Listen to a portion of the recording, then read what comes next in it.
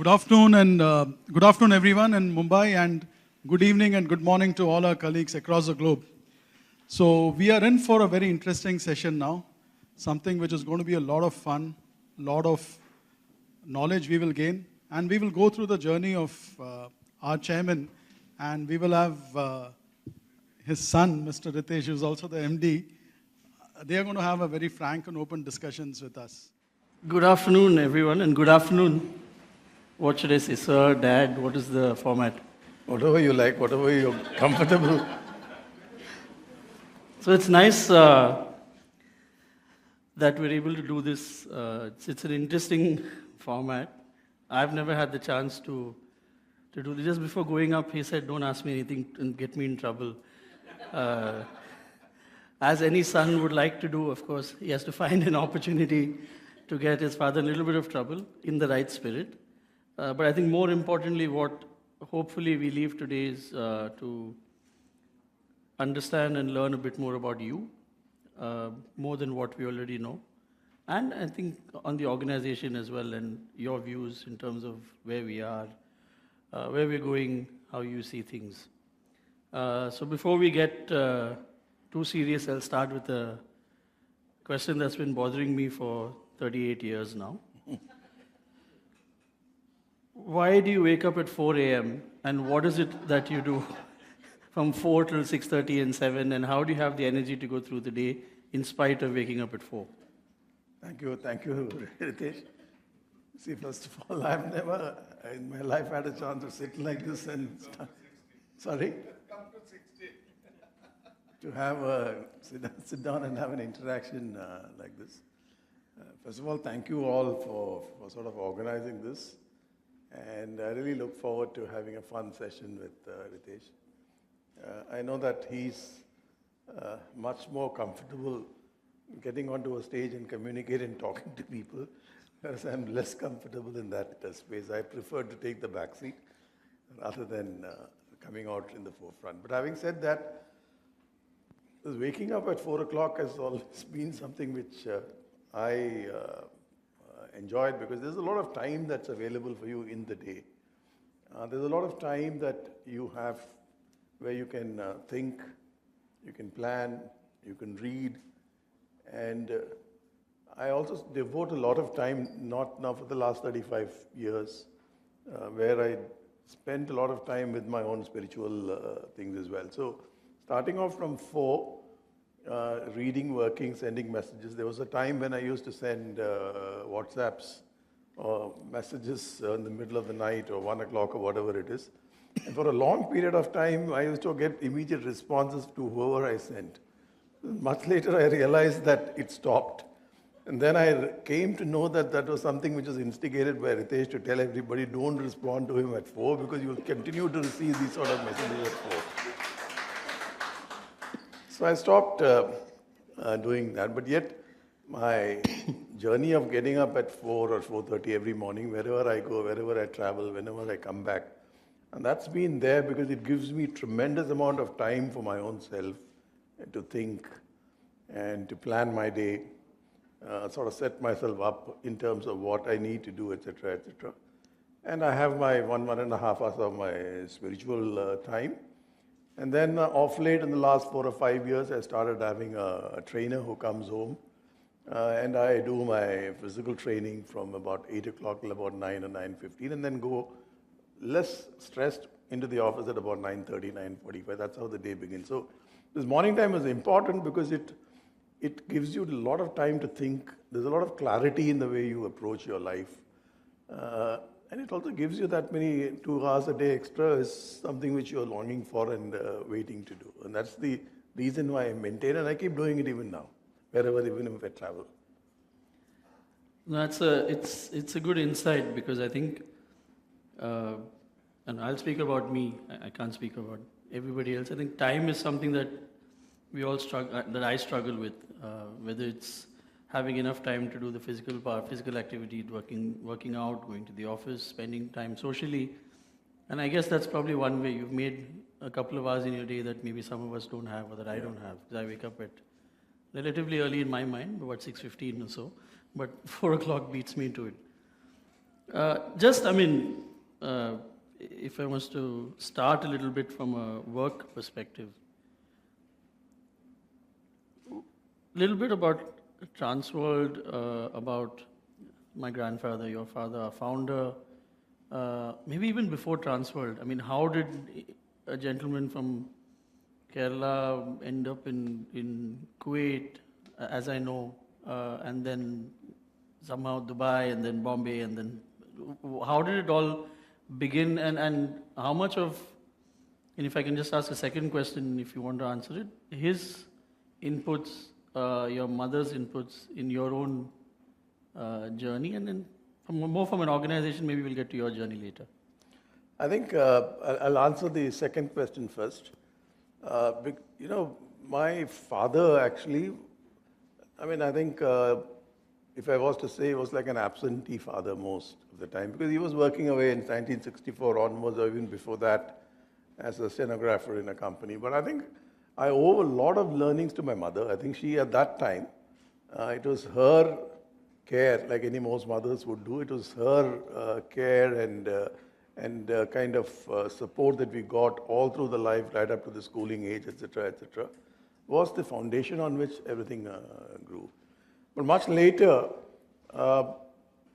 father used to come often, but he was an extremely tough father. I think, again, I will say that if I ask Captain Milind and some of the people of my age, I mean, we belong to the sandwich generation as we speak, because we have to listen to our children. We have been listening to our parents as well, So here, my father was an extremely, very strict personality, so to speak. He wouldn't accept anything other than perfection. And he was also a person who was all the time looking for the right answers. He doesn't expect anything to go wrong or try it for a second time. He wants it there every time, each time. It has to be absolutely perfect. And that's what sort of he's been kind of trained into. But of course, that obviously meant that I was not that very close to him because of that very same reason. It was a bit of a distanced kind of a relationship. But again, going back to the story, he had a friend of his called Dr. Peter John, who was a doctor in Kollam, and his wife was Dr. Annie. So if I was told that I was born to my parents 10 years after they got married, and they had some issues, and this Dr. Annie was the one who cleared it up, and that's how I was born to my parents. So Dr. John in this journey happened to be became very, very close to my father. And he had sort of suggested to him, so he was working in a shipping agency, I think it was called Patel Volkart in those days in Cochin. Then he got transferred to Alleppey. And then finally he landed up in Kollam. So he had friends like the Cashew groups, big groups, who were all clients of his, who were all shipping cargo on the I think it was Hogue lines, I think in those days that it was calling Kollam. They would put their cashews and ship it out. But he developed a very good relationship beyond the business, even in those days. He would always understand what they wanted and try and help them in every possible way. So Dr. John went up to him and said that, Mr. Swami, you've been here for this long. He had a big family that he was taking care anyway, so he said that you try and find a living in Kuwait. You try and seek a job in Kuwait. So early days, 64, he found a job with a company called Al Rashid Shipping, and that company is still alive in Kuwait, and they're still one of the best run shipping agencies in Kuwait. So he worked with them for about 3 or 4 years, and then he joined a gentleman called Mustafa Mowakat, who was running an agency company. He was also a ship owner, so to speak. He was a Palestinian gentleman. He was a reckless ship owner, and he would never think tomorrow, but he will only think today, and starting to buy and load and all of those things he used to do. And finally, he had asked him to go to Dubai. He said, do I want to start an office? And then he went over there. But the fact of the matter is, he went there as a stenographer to work with him in the early 60s. In those Sorry, days, just what's a stenographer? A lot of people may not know. well, today's in the digital world and artificial intelligence world, stenography is a forgotten word. Stenography is something where the boss dictates, the secretary takes notes off, and he goes back and types it out, produced in a typewriter, and that's how it was. So all the confidential matters generally go through a very acceptable stenograph, and that is what it was in those days. So he sort of got into that, and then his boss, Mr. Mustafa, wanted him to go to Kuwait and work. But you know, what is also very important, whilst he went in as a stenographer, what I gathered when I was, I think 3 or 4, I was born in 1961. By the time he went to Kuwait in 64 or 65, there was a very quick receding of his eyesight on the left side. At the age of, I think he was hardly 23 or 24 at that time. And he lost the entire eyesight on his left. 100% he lost it over a period of 1 year. I don't recollect the particular disease that he had at that time. Macular degeneration. Macular degeneration.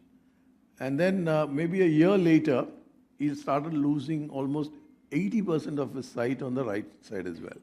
But he only eventually, at the age of 25, had just 20% of his vision. In spite of that, he took this challenge. He went to Kuwait. He built a career with Mr. Mustafa Muwakat, moved into Dubai to start his office. Absolute perfectionist. And that was the time when he came in contact with a gentleman called Dr. Ravano. This Dr. Ravano happens to be the owner of a container shipping line in those days called Conship. Conship historically was one of the very first lines that started calling in into Bombay after American President lines. Now, those days the ships, I think if I remember, the size of the ship was 150 TEUs coming all the way from Europe, coming to Dubai, and then it would go to a port called Khorramshahr in Iran and then go back. You don't get much out of Dubai, nor would you get much out of Khorramshahr. That was about the time when he proposed, when he suggested to them that why not you start calling a place like Bombay? There could be potential because there's some levels of export. But again, coming into Bombay and India, there was an absolute competition where it is called as Indian container lines. So they used to have some kind of a subsidy when an Indian exporter ships it on an Indian flag shipping line, he would be subsidized by the government of India. So there's always an attachment towards an Indian flagship to be carrying. But that was the case. But that much against that, he brought this concept into India. And 31st of December 1977 was the day when Transworld was born. So Dr. Ravano told him that I want you to take the agency of this business in India because I don't trust anyone else in Bombay. Can you please do it? But here is a man who's a South Indian gentleman, lived in, straight away went from Cochin to Kuwait and then into Dubai, and then thrown into a place like Bombay, where he had no friends. All he knew was that he had to go to an audit firm called Ratan Mama in those days. And he went to meet Ratan Mama. Ratana's Mama came out of his room and he just saw a blind man, almost an 80% blind man sitting there outside his cabin. And he didn't expect much out of him. He just ignored him and let him on. That is about the time when this Mr. K.L. Murthy, who was actually at that time an understudy or a starting up auditor, felt somehow closely connected to him. He came out. He asked him, what do you want? And Appa spoke to him and told him that this is what I've got as a business and this is what I want to do, a company to register. And Murthy worked in 1977, early June, July, started working the registration, etc. And the company was formed on the 31st of December. That was the birth of Transworld. And this agency company started coming in, Conship started coming in here, but it wasn't easy. They started loading 15 containers and then 20 and 30, but it wasn't easy to produce a cargo. But the ability for us to stay on and build was the most redeeming factor. And that time also it was a lot to do with what they could in terms of connecting with clients. I think at that time, again, my father did not have anybody in Bombay to help him with his work. So that was the time when he came in contact with Mr. Ramnarayan. And Amnarayan is a distant cousin of ours, and he was actually working in a pharmaceutical company with no experience in shipping whatsoever. And he just got married, and he said, why don't you want to take this job and come? So his wife almost divorced him when he said that he's going to dump his good pharmaceutical salesman's job and then come into this space. But he took the challenge and came in, and then, of course, rest is history. Much later, my father always had this dream that he wanted to. He's seen ships, he's worked like a clerk on board the ships, like a tally clerk, he's been working on all of that. So he always had this dream of wanting to own a ship at some point of time in his life. That is what occurred in the year 1981. And that was the time when they bought the first ship called the Khalij Express. It was a second-hand multi-purpose. It could load wines to trucks, to onions, to all of that, And it was costing him about $1.5 or $1.3 million was the cost at that time. So the relationship at that time, he went to this bank called Canara Bank here.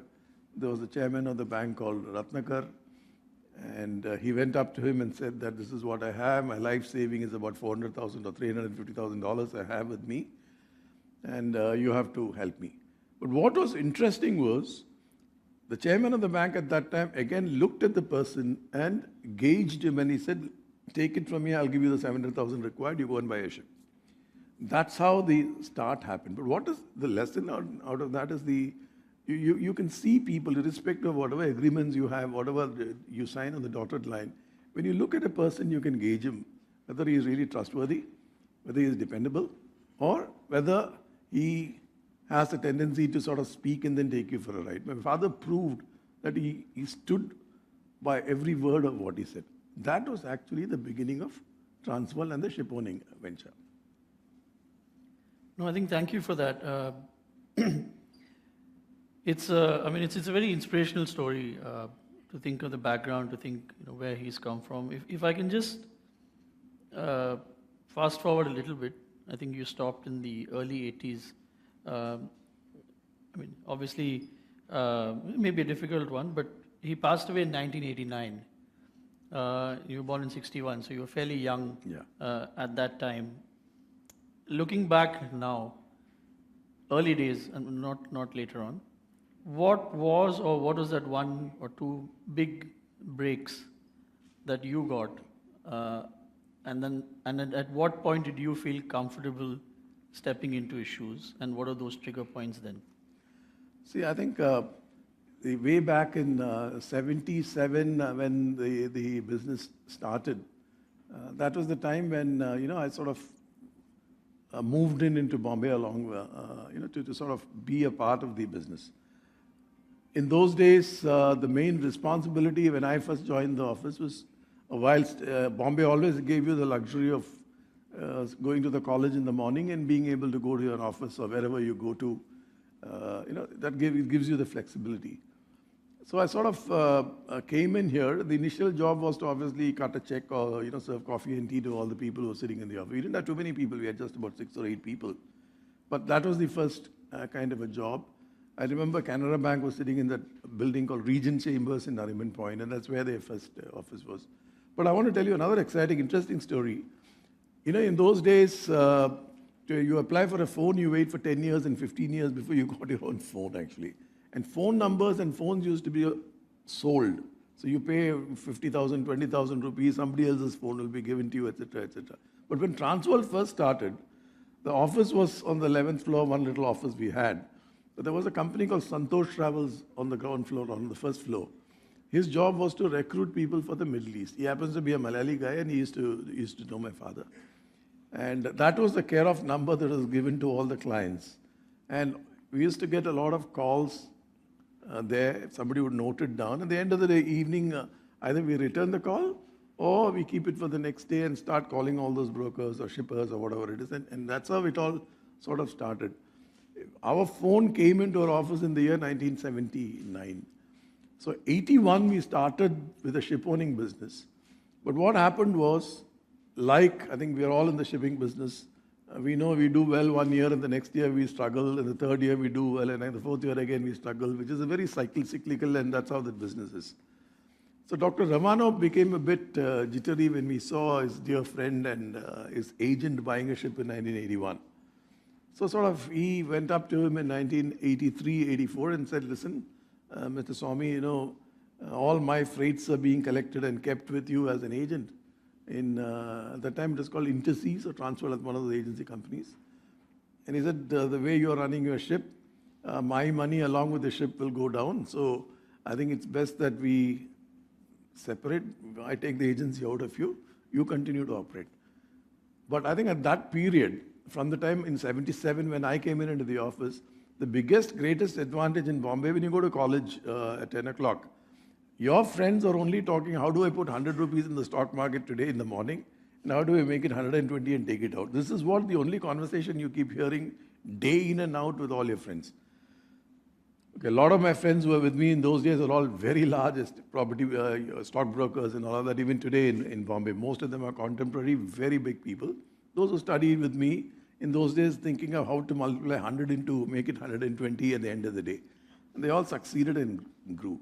So when this agency change happened in 1983, we were subjected to a lot of challenges where we had issues to pay salaries, we were losing, we didn't know what we had to do. And that was about the time when myself, along with a gentleman called Mr. Nambiar, we were together. We said, we will not sit down here. We will start writing to all the people and start looking for agencies.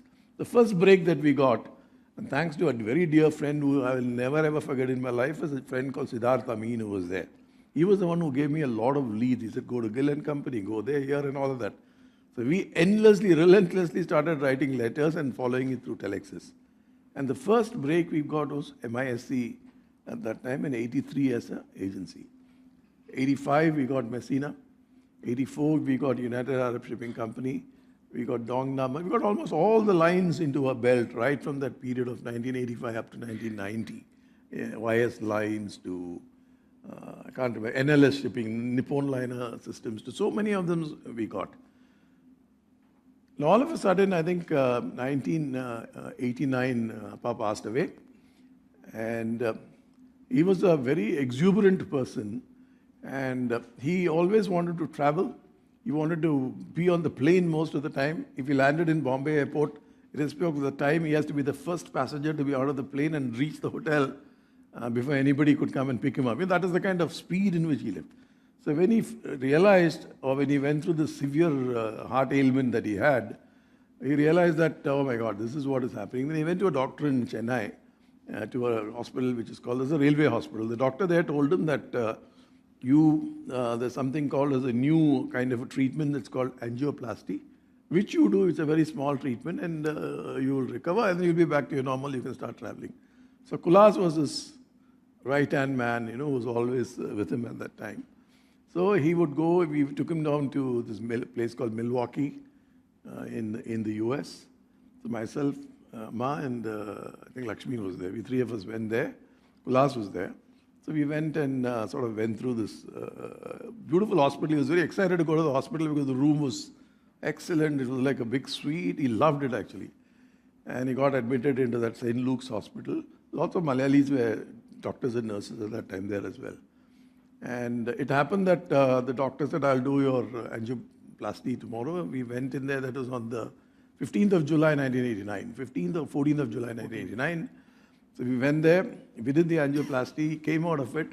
And I remember very clearly at that time, even before he completely got out, he said, go and run and pay that Dr. Terence Small $6,500 for his surgery. So I went running to the doctor and paid him that money. Because he knew tomorrow morning I can get into the plane and start flying all over the place. But as it turned out, the day he did his this angioplasty and came out, we got a call at about 10 in the night from the hospital to say that Mr. Shivaswamy has had a severe heart pain, and then we have to take him in for a emergency bypass. So we went to the hospital, and the doctor said that he's had a arterial collapse on a treatment which they did, because this angioplasty itself was a relatively new treatment, actually. So he had this arterial collapse, and he had to put him through an emergency bypass surgery, which took him about 12, 13 hours. After that, we never saw him coming out of it. He was there in a state of coma for about 5-6 days. And exactly on the 21st of July, 1989, we lost him. So we made all the arrangements. I must say, Mr. Kulas, when he was there, as a family, most of the time, you don't see when you are there with your close ones that there's an emergency that is going to happen now. But when he was there, I think he was extremely mature. Well, we all thought that he's going to breathe, he's moving his leg, he's laughing, he's smiling, and that he's going to recover. But Kulas knew that his day was numbered. So he, behind the scene, even I didn't know, was making all the necessary arrangements. My wife, Geeta, was in Bombay.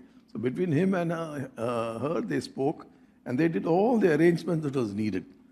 And unfortunately, 21st we lost, and then we brought in here. But that moment, when we were doing this cremation, a lot of people, when he was alive, wouldn't even stand up and talk to him, or would not go up to him and say anything. But when I realized that when the body was lying there in the cremation ground, a lot of people who at that time thought that this was, this old organization is gone, the family is gone, everything is great, gone. I felt extremely lost. I felt, what is going on, So that gave me that increased fire in the belly. And I said that, no, this is not going to be allowed. It's for me to go back and start doing everything. Of course, the rest is history. We started off with, at that time when my father passed away, we had one ship, which was the, I think, Orient Triumph, I think one of the ships that we had. And we had about 75 or 100 containers in our fleet, 150 containers in our fleet. That was where it was. Much later, we got in together, me and Kulas would sit down and talk and found that we were strangulated for growth, discussed, and then came up with numerous solutions, and the rest is history. But one thing was the number of agencies that we had, that really pushed us to a different level. The rest is, of course, history, wherever we've been able to reach, Ritesh. I think you said a lot in that answer, and of course you took us through the timeline and you in fair detail in terms of what happened. You made passing references to working from a very young age whilst at university, passing references to being in the office and doing different things. And then on, I think, you didn't get into it in much detail, but from post 1989, how you moved forward with the organization. So just a question then is, it's a theoretical question, but you don't have to give a bookish answer. From a leadership perspective, I think, I always want to ask you, forget the other question. What's your thought process behind risk-taking? Have you always been comfortable with it? Is it something you developed? Or what? I don't know. No, I'll tell you. I think if one is not prepared to take risk, not only in business but also in life, I doubt whether you will enjoy the fruit of success or defeat. So I think at that very young age, that burning desire to grow and grow to whatever you can, I think that was one of the things that was there with you to take all the risk. See, the risk that you take sometimes works in your favor, sometimes doesn't work in your favor. But at the end of the day, it is important that you measure the risk and you start taking risk. If you're stagnant, you're only going to go negative, going backwards. But if you take the risk and have a kind of a fire to grow, you naturally will grow and create whatever you think you have in your mind that you want to really create. I think taking the risk, whether it's on a professional level, whether it's career, whether it's work, whether it's job, whether it's your own business, I think at every level, every day, we all have to take risk, and we are all taking risk in our own ways. I think that's something which you can't escape in life, actually. So I enjoyed it. I started enjoying the journey. The first agency call that we had, what netted us about 10 lakhs of rupees as our profit, gave you so much of enthusiasm and the kind of pleasure that you got out of it by getting it. So you started getting into the habit of playing time and again, and 8 out of the 10 times it works in your favor. But if you don't do that, Ritesh, I think it's just not something that you're really looking forward to. Even today, as we speak, as we do many things in our business, we measure our risk, but we have to take the calculated steps forward to jump ahead, actually. But this is exactly what we've been doing over the last many years, actually. How do you, I mean, risk and reward, I mean, how do you look at it? Do you fear the failure aspect of it? Is that, I mean, how do you consider when you take these decisions? No, I mean, you see, the failures could happen, definitely. But when you are taking a risk and when you want to grow something, you are going to look at how objectively you can reach your goal. But in this journey of reaching the goal, you may have time and again certain small issues that comes in your way. But that's something you should have the tenacity, the courage, and the guts to face and go forward. There's no way that you can say that everything is risk insulated. Sure. So anything that we do, it is bound to have the risk. So I started enjoying it. I started enjoying this journey of taking those risks. I mean, to a large extent, me and my brother, we were very different in the way we approached our business itself, the life itself. So I was highly influenced by taking more and more of challenges, whereas my own brother was very averse to taking risks. It's each one's own space. So to me, I enjoyed it. And even today, as we go along, these are things that triggers you, you feel good about it, and you keep working on it. And it's also a challenge, Ritesh, that everybody who works for you as a team, make sure that they're all working harder to ensure that the goals are met and reached. Sure. So you mentioned team. Maybe we can spend some time on that. This is one of the favorite lines, and I've said it to you and many times, is culture eats strategy for breakfast. And that's something that I've read somewhere, some smart person said it, and I think it's a nice way of looking at life. From your perspective, I think culture has been a strong, say, cornerstone of the organization. How do you look at it, and what's the secret? Because I think a lot of the culture that, again, I'll speak about myself. When I look at it, it's inherited in the organization. I think that's you. Knowing you, I think that's actually you. And that's kind of translated into the organization. So how do you look at it, and how do you manage to do it? Because it's damn difficult. So just tell us a bit more. I mean, I think we just had an interaction a few hours back. I think one of the philosophies that I've always believed, and I still want to be fully into that, is if somebody joins you, you pick someone up and you want him to be in your team. You can't say that you work and prove me in 5 years you're worth being trusted. If you do the right choice and the person comes into your bandwagon, it's your responsibility to trust him on that very day one. I'm not saying that it will be guaranteed success, that you take somebody in that it's going to give you the result. But for sure, for me, in my life experience, 95% of those instances have worked very well. When I say this, you start beginning to trust your people who are with you. And when you start trusting the people who are with you, you start empowering them. You give them the freedom. You make sure that you give them the responsibility. And you also make sure that they are actually delivering. And they begin to believe in your dreams. And they start working towards achieving those goals. And when I say this, it's not only the point of business, but I think you've got to go out of your way to truly be concerned about people.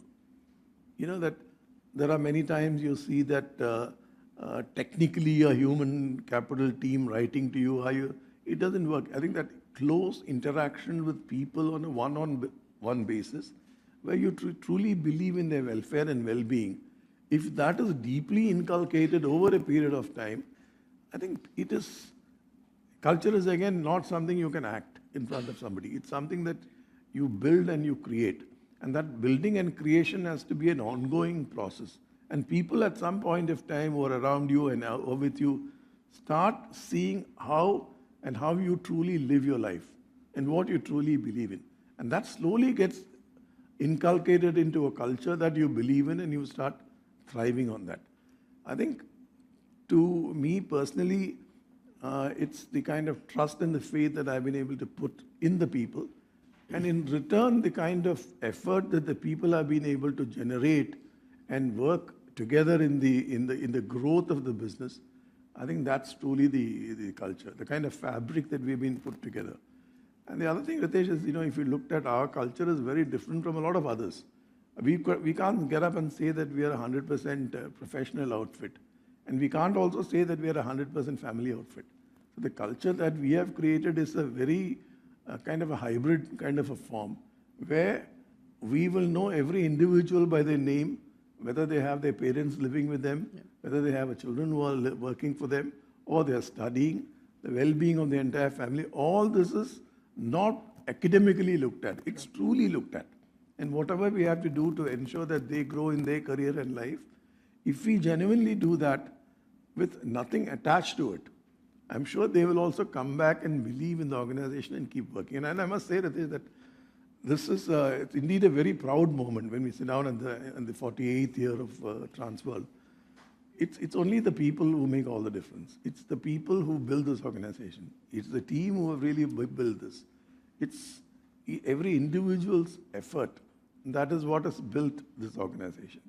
And I'm very confident going into the next 50 years also, or maybe the next 100 years, this culture will remain to be strongly instilled. I know that whether it's Ritesh or whether it's any of the other juniors who are coming in and following as a team, all of them will have to live this. All of them will have to believe in this. All of them will have to go through this. This has to be the one that we upkeep at all times. Technology will come, technology will go, new technology will replace. But end of the day, human beings are valuable. Human beings need to be respected. Human beings need to be shown that care and love. Compassion, extremely important. If that is continually poured, you will see culture is getting enriched over and over and over and again. And that's the mantra. I've not had any science to it. I've not gone to a management school to learn how this has to be done. But it's purely the relationship that you're able to build transparently, openly with people, and they in turn start loving you and doing whatever they have to. And that's the simple mantra, Ritesh.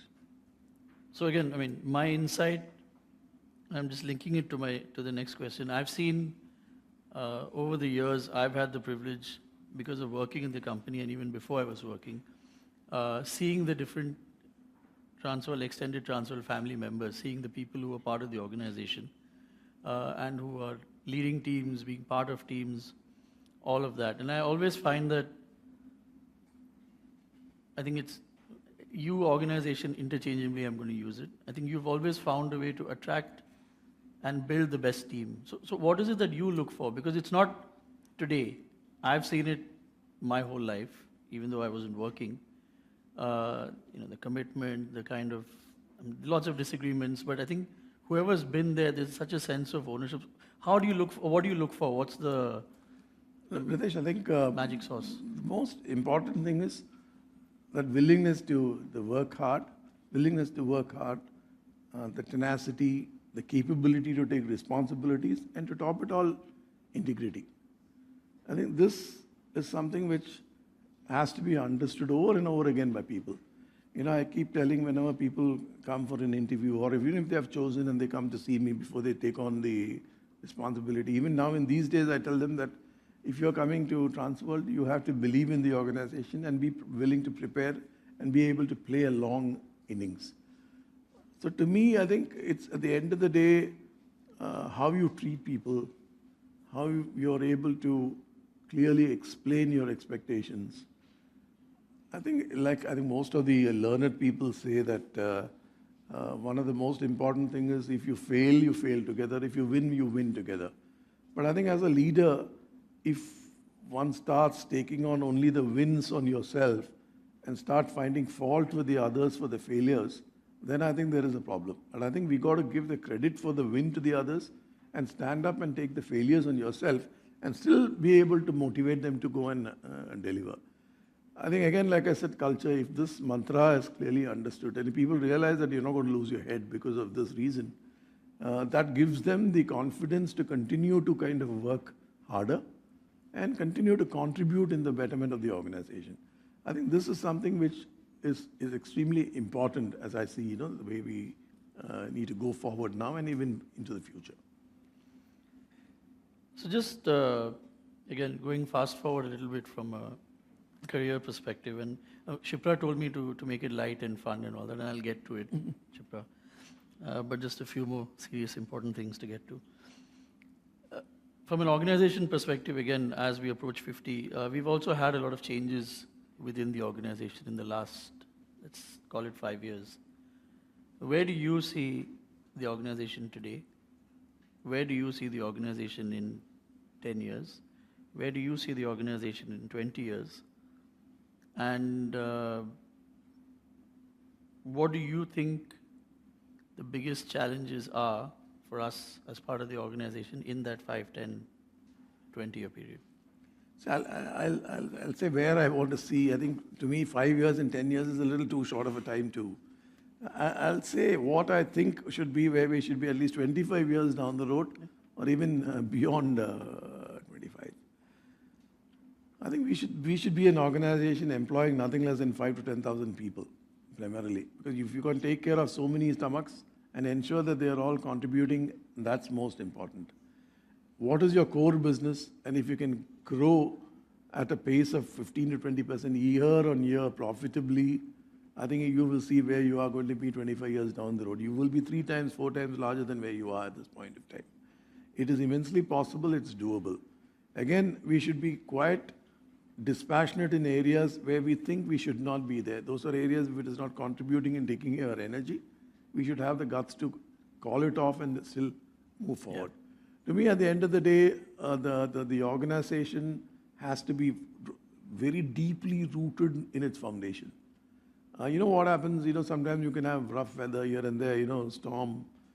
If the organization is strongly grounded, nothing will ever happen. You can have a year of bad time, you can have 2 years of challenging time, but once we have that robust, strong roots on the ground, nothing will happen to us. And I think this is what I would love to see, that in maybe 25 years, we are a company owning 100 ships, 30 planes in this industry, having 4,000-5,000 people working for us, and enlarging our base as much as possible, and at the same time not forgetting the fact that we have a responsibility towards people and planet. We have to continue to contribute as much as possible for the well-being of the people, not only around us, but whoever we can in our own way has to be done. These are all the things that needs to continually looked at.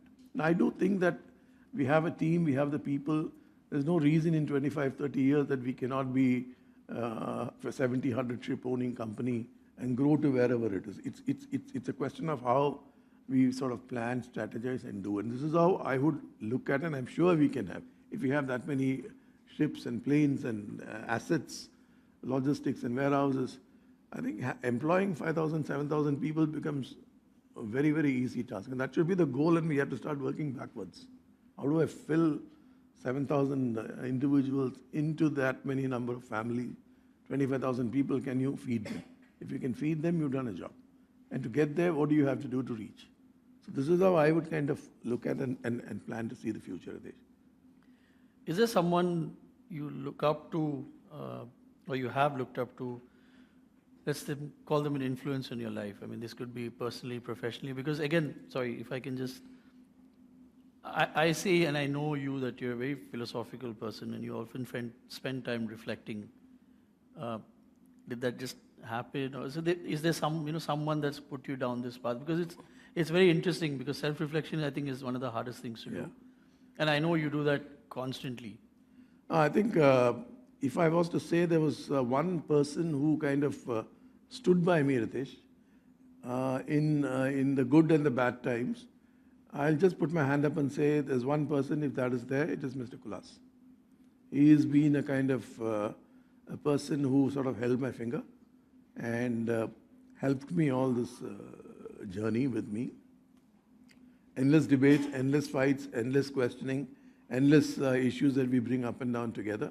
But he's been a very powerful influencer, so to speak, in my life. Spiritual journey, I think I will attribute it and say that, I wasn't very spiritual till I turned maybe 35 or even 34 years old. But I think whilst you ended up taking on a lot of your work responsibilities and other things, I got married in 85, you were born in 89, 87. Anisha was born in 89, 91, sorry. So I just missed a couple of years. Don't go and tell her that, So as we're going, who do you like more? Sorry? Who's your favorite child? Since you were getting there. I will answer that as we go along.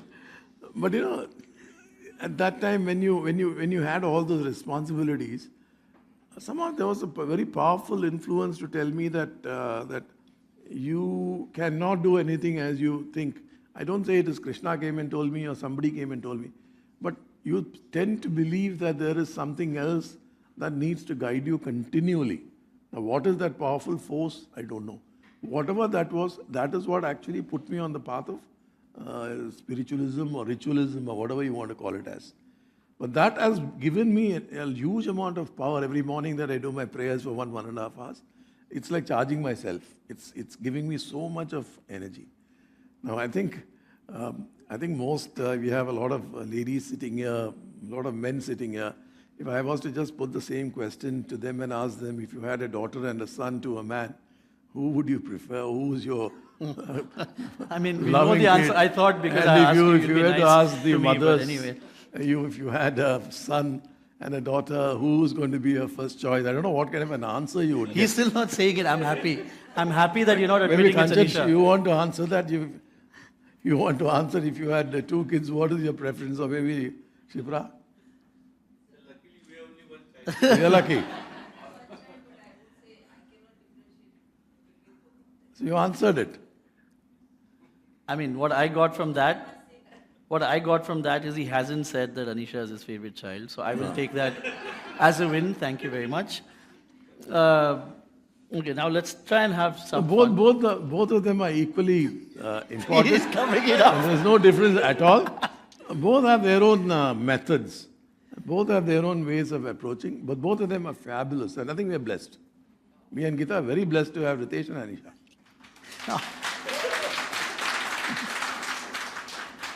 I'll try then and edit that to my benefit later on when we put this. But, okay, so other than you wake up at 4, you pray, you go to the gym, what do you do for fun, or is this only the fun things that you do? No, I think... Because I don't know, again, I'm trying to figure this out. I don't know. To be honest, I really did not know what fun meant. I think whatever I see as fun in the later part of my life is the time I have begun to enjoy what I should have done maybe 20, 25, 30 years back. I do have fun, but that is only with very close, few friends who I can trust, not with the whole world. But that's also much later in life, Ritesh. I think the earlier days it wasn't there because I had all my friends in Bombay, whether you like it or not, all of them were Marwadi friends who came from different families. None of them ate non-vegetarian, none of them drank, none of them smoked. So it was a very different kind of a lifestyle in those days. Much later I see that everybody, today is the world of shots, everybody is into that space, So you try to adapt yourself to those changing conditions. Okay, I could ask you a second question, but I think it's better I don't. If you were not in shipping, where would you be today? What would you have done? I don't know what I would have done. When I was in school, my biggest, what I always wanted to was to be a doctor. And I think I ended up in my 11th grade, to my own surprise, I ended up scoring 96% in biology. And I got a good 73% in chemistry, and I failed in physics. So I don't know how all those things happened. But the dream was always to be a doctor, to get into a doctor. Maybe I would have probably picked up a space in that, at least ended up as a compounder or something at the end of the day. For those of you who know, you have the handwriting for a doctor, so you would have been quite a good Yeah, I think so. quite a good doctor. Only Christine understands my handwriting. In terms of, you mentioned Mr. Kulas, but in terms of best of advice that you've received, Anything specific, anything, again, it doesn't have to be too high Yeah. funda and preachy, but Yeah. something practical, because I think it's important that, I think we all read the books, we all do that, but what we would like to hear from you is real practical advice. Practical, I used to have a friend called Ramesh Damani. Yeah. He was a very practical kind of a person with who you would go and talk to and share. So he will simply tell you all the time, Ramesh, kaam karo, till the end of the day, let's enjoy working. Let's enjoy whatever you do, let's enjoy working. That is a very strong message I really got. Well, I think I think today we were speaking, if you don't enjoy coming to the office on a Monday morning, then I think it's not worth coming to the office. You got to sort of look forward to it. So whatever you do, if you stop and get out of that space that you're not enjoying it, whether it's good or bad, if you stopped enjoying it, then it's not worth it. So whatever you do, keep on doing it as long as you're enjoying it. This is one strong message I used to always get from Ramesh. I think he also lived by it. Till the end of his life, he kind of enjoyed every moment that he was working and looking for. And he was a very strong influence in my life, of course. So just closing up, last couple of things. I think you spoke about, we started the conversation with 4 a.m. I finally understood what you do for those 2 hours in the morning. We spoke a little bit about the journey of Transworld, how your father started the organization, some of the early trials to get the organization started. We tried to touch upon a little bit about your kind of decision-making, risk appetite, and how you look at your worldview. We spoke about the culture of the organization a little bit, people within the organization. Yes. How do you look at your journey so far? It's nowhere near even halfway complete for sure. Well, I think the journey has been very exciting, fulfilling, happy. But I think a lot of things have still not been done. Lots of things remain to be done. And that's what I'm looking forward to in my second innings. And I'll probably take the help of Captain Milind and people like him who are more or less my age in that journey, in that phase of life, actually. That space, I'm sure Shipra will love it. What I'm really looking at is in the space of philanthropy. I think apart from what you do, your CSR and all the other things that we talk about, to me, that's what I think I really want to do. What I did not have the time, nor did I have the ability to do in the past. I think now I do have the I think I will have the time. I don't know whether I have it now, but I think I will have the time, give another year more. The moment I think Transworld starts hitting 50 years, my second innings from then on would be to obviously look at spending more and more time and doing what best you can to the society. Maybe in terms of building hospitals, to old age homes, to women empowerment. A lot of those things is what I have related, people who are blind, try and help them, etc., etc. And just to let you all know, I think Ritesh, you are very much aware of it. One of the things that we have as a family been very deeply involved, not from the spiritual or the religious side, that we were fully involved in this temple that came up in Abu Dhabi, actually. At the moment that was announced, I think Ritesh was sitting with me in the same hall and that we were talking. And he was the one who prodded me and said, Dad, this is what I think you should be doing, this is what you're looking out for. So I went ahead and agreed, and the rest is history, that everything that moved in there has been through us, through our company, through our people who handled it. But now, as we speak, what we are looking at, after Mr. Modi came to Dubai last year. Last year. And they went and met the ruler of Dubai, the Prime Minister of the UAE, Sheikh Mohammed, and they sort of, the government of Dubai said that we're going to give you so many number of acres, land. So they've allocated about 25 acres of land in, again, Jebel Ali. So we are now actively involved in the participation of setting up a UAE-India Friendship Hospital.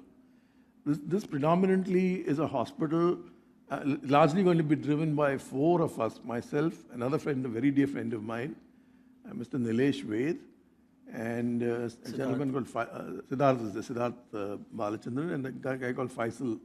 So we're committed to invest money into that. The intention of that hospital is to have about 100 beds and close to about 2,000 to 3,000 outpatients every day coming in. The best of the doctors from India will go in. Like, it's a government-to-government project where UAE government is given a green channel through which they can import every machinery from here. Medicines are going to be brought in over there. But what I'm trying to say is, what I learned is that today close to, in the UAE, this is one of the reasons why we said that we have to look at ethical hiring. One of the reasons, I mean, I'm sure some people used to wonder, why are we putting money into something which is not going to, but the idea is it's more from a social perspective. Now, what I gathered was that there's close to about 25 to 30 deaths that happen in the UAE amongst the blue-collar workers. And out of the 25 or 30 people who pass away, 50% of them, the body is taken into India. The other 50%, the family in India don't want the body back, because if the body comes in, it's going to be more cost for them, more expenses for them. So we sort of sit down and administer work with the embassy and try and help them to get these cremated.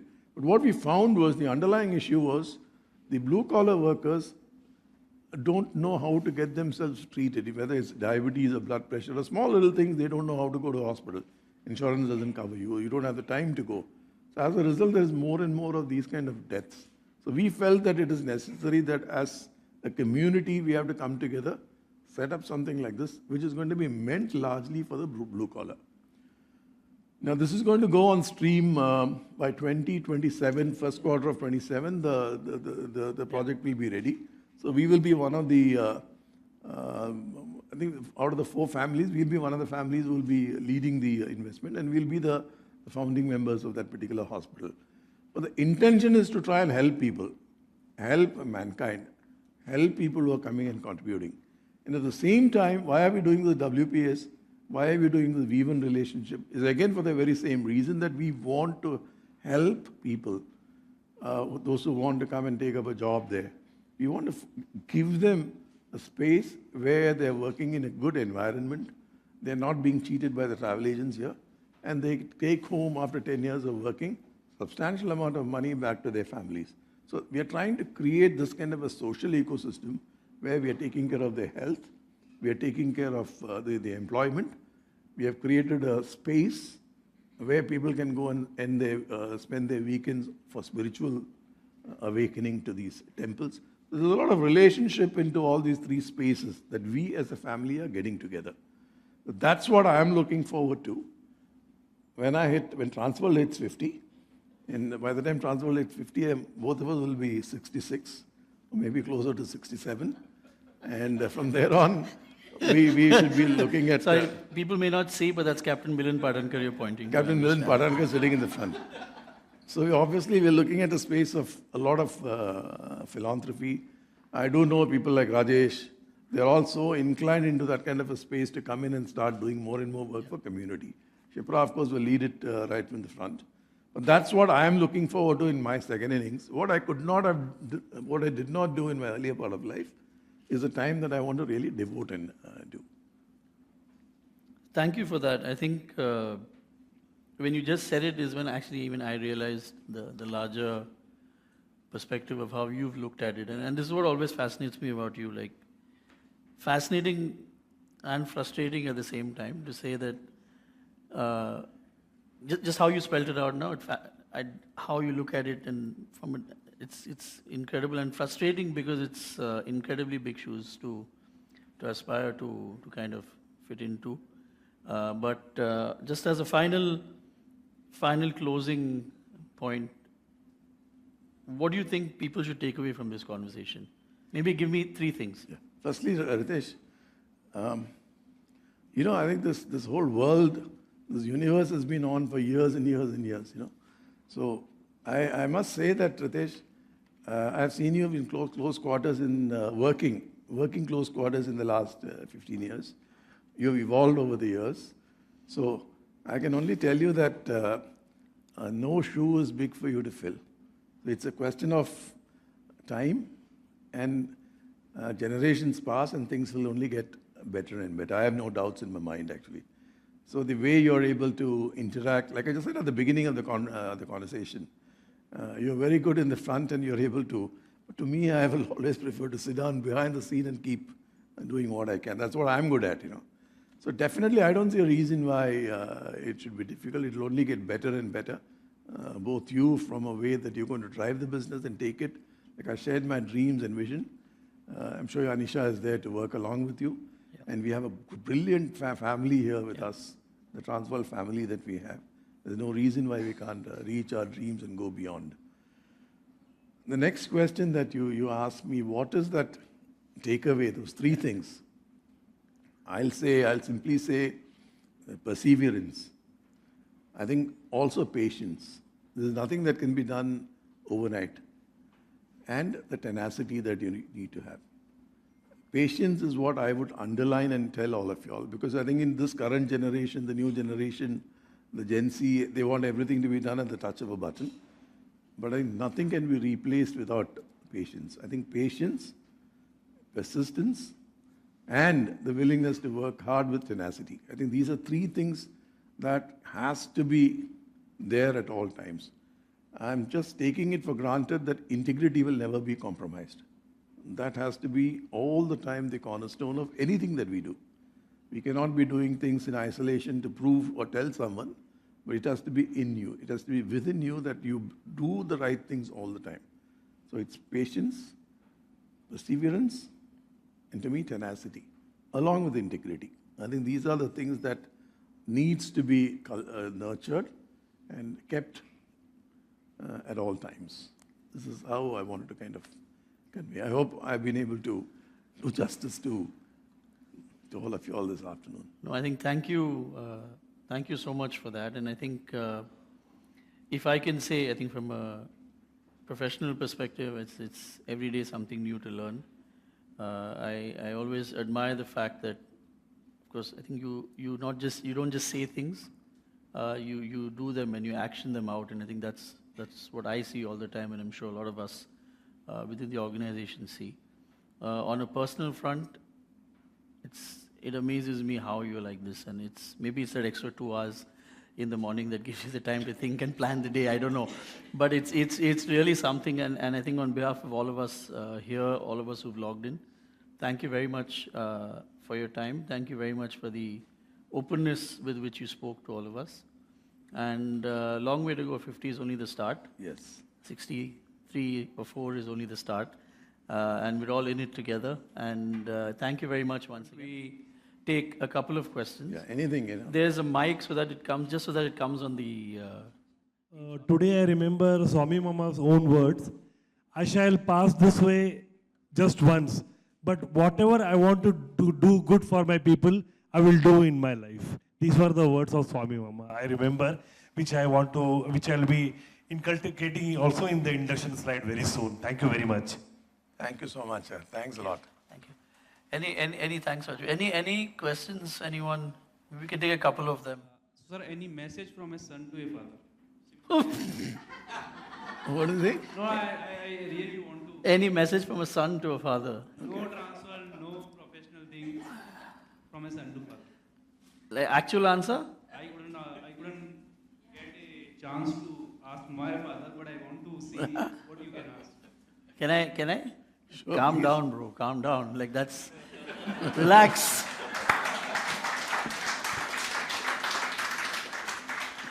You got a candid answer. Thank you all for really arranging, and you guys are my family actually. You are my extended family, and I think I owe a lot to all of you all, and I really am blessed to have a bunch of people who believe in whatever we are saying, and you're with us, and to me that's been the greatest gift of my life, and thank you all for working so hard. This organization belongs to each one of you as much as it does to all of us. All of you all are responsible for the growth of it, and keep working hard. And the legacy has to kind of, we have to take charge of the legacy and keep moving forward. And I think I'll also say that when I was accorded this Pravasi Bharati Sanman Award by the President of India in January, I think a lot is to do with the contribution that you all have made, each one of you have made, because standing alone, I don't think there is anything for me to show or do anything. It's you and it's you and it's you. It's all of you all who've made me obtain this recognition from the government of India. And it's a big thing that I think the government looks at people and sort of acknowledges. It's only because of your contribution, and thank you all for that. Thank you.